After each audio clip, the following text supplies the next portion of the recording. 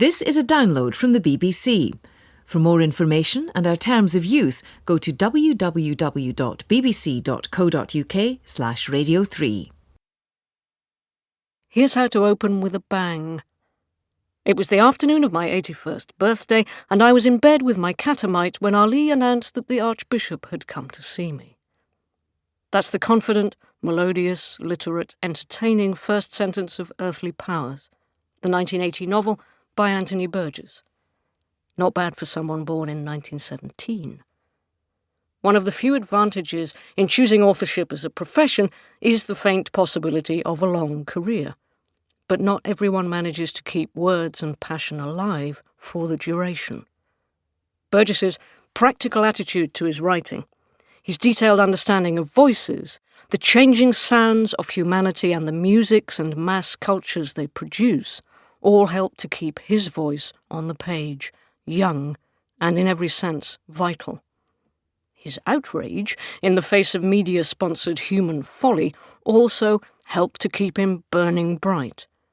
Burgess always both gave and received in his relationship with popular culture. And that first sentence is typically craftsmanlike. Burgess loved the precision, power and adventure inherent in his huge vocabulary.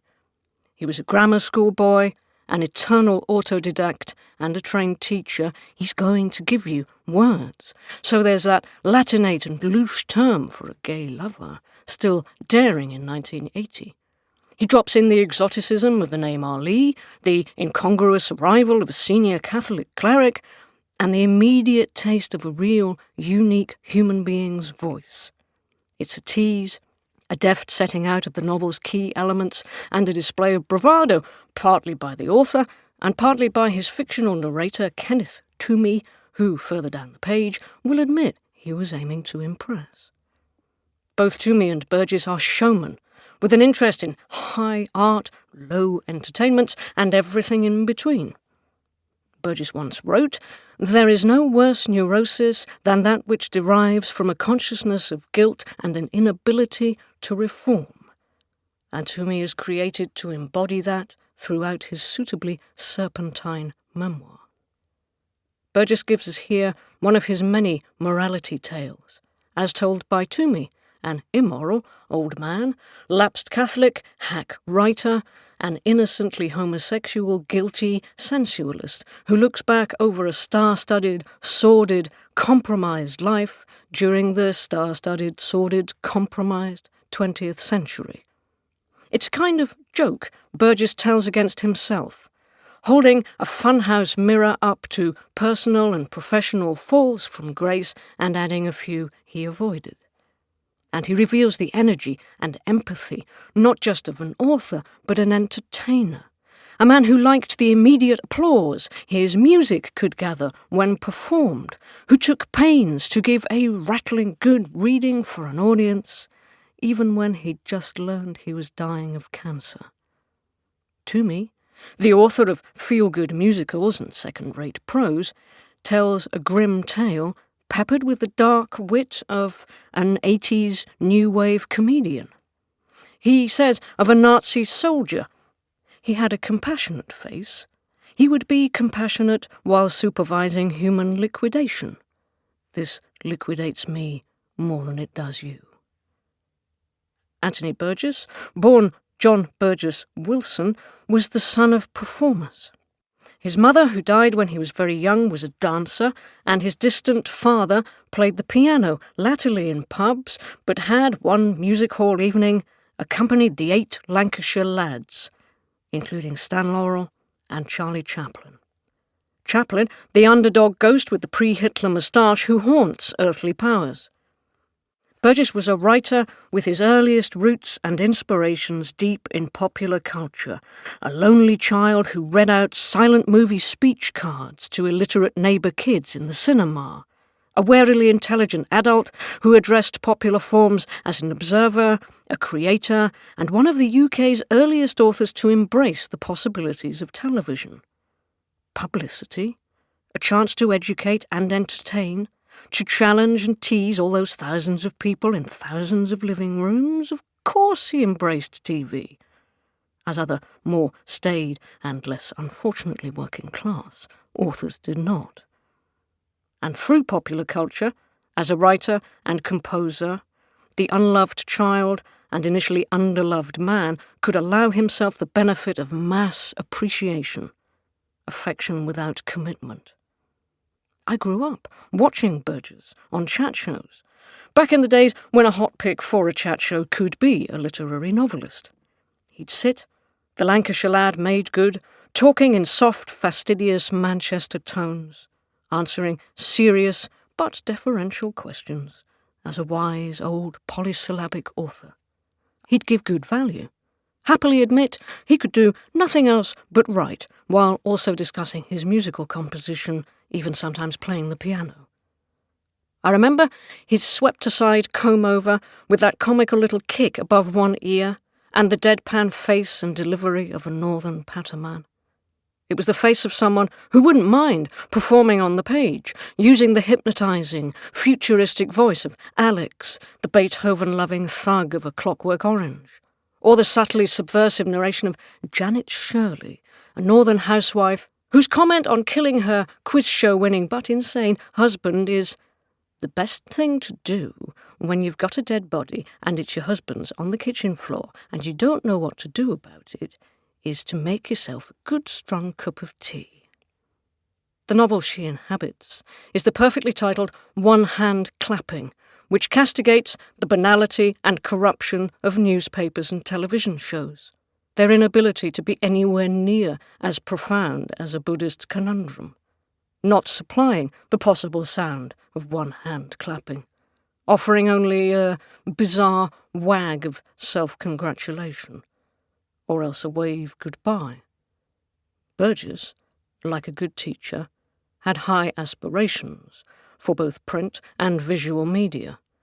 He also relied on them in their imperfection, both as subject and an author, but perhaps he salved his conscience by lambasting their faults, or perhaps he hoped for their reform, their education.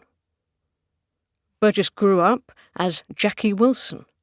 As Anthony, he appears under both a saint's name and a kind of stage name and is forever playing parts, slipping his people deep into our heads, making us play roles, and, like a secular priest, letting us see the sin and the sinner, ourselves in the other and the other in ourselves.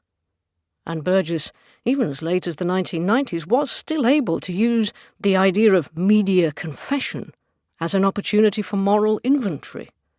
He foxed publicised gloating over salacious scraps with an unsensational laying out of stark truths in his autobiographies and interviews. Burgess shows Toomey, and indeed Janet's quiz-star husband, demeaning himself for attention and money and knowing it. But Burgess approached the media as someone whose early life had taught him to be untrusting and to at least acknowledge morality's practical uses. His was honesty as self-defence, inside and out, while his ongoing critiques of popular culture were far-sighted and damning, which didn't stop him using it to sell books. He'd been poor, and he didn't like it. His aim was to earn a living, and he chose, rather late, to do that by writing. He mentioned aiming for 2,000 words before breakfast, and then you have the rest of the day. 2,000 words is a good many words, in case you were wondering. Before breakfast. He had, at one point, to write under another assumed name, Joseph Kell, to prevent himself from seeming disreputably productive. He brought the work rate of a good tradesman to what was still regarded as a gentlemanly game, something creative chaps did to pass the time, not work, not commerce, not setting out your stall in the public eye.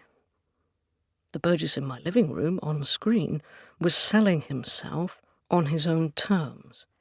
He would talk about the details of literature, the work.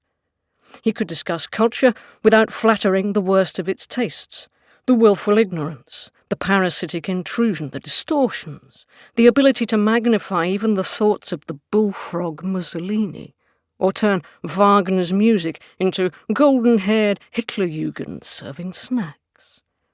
His forensic eye owed its insights not to a university, but to early Catholic instruction in self-examination and to Manchester streets, the twists of working-class wit in the pubs and booze shops his family ran and frequented. Burgess never lost his early affection for the wordplay that makes a joke, a song, a rhyme out of current events and personalities, human failings. He could tell the difference between a lack of education and willful ignorance, and like the teacher he briefly became and the wary child he always stayed, he could point out that being misinformed or uninformed put one at a personal and political disadvantage. Lord knows what he'd think of us now. Unconventionally educated and inveterately curious, Burgess was a polyglot magpie amongst the world's inspirations. He was an elitist in the sense that he liked, as every craftsman does, a proper job well done.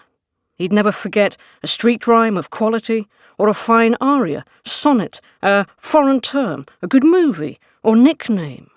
This wasn't the fake equivalency that allows the half-finished and ill-conceived to be celebrated just for existing or being fashionable. Burgess knew the kind of bad faith and bodging that leaves the artist dependent on fawning and gimmicks to survive. But if there was beauty and truth in something, it was good. The emptiness of a demagogue's words, of religion's circumlocutions, or the greedy jangle of advertising catchphrases revolted him, and he said so. And part of his later use of essays, articles, and appearances combined his writer's vocation with that of a teacher, overseas, in the UK and amongst unwilling servicemen. He'd met lots of types of people, and was didactic in the widest possible sense.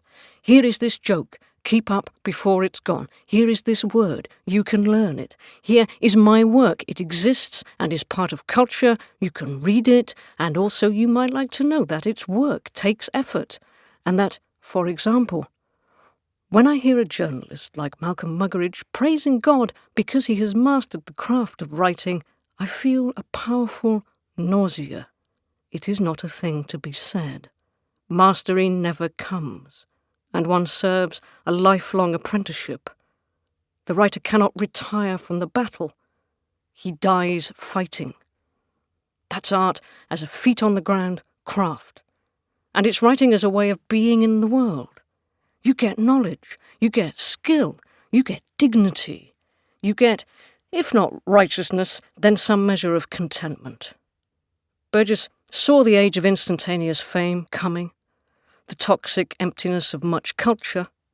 It's not at all an accident that another gentle ghost echoing through earthly powers is Tom, the music hall comic, the man who is praised towards the end of the book for practicing a comedy of kindness.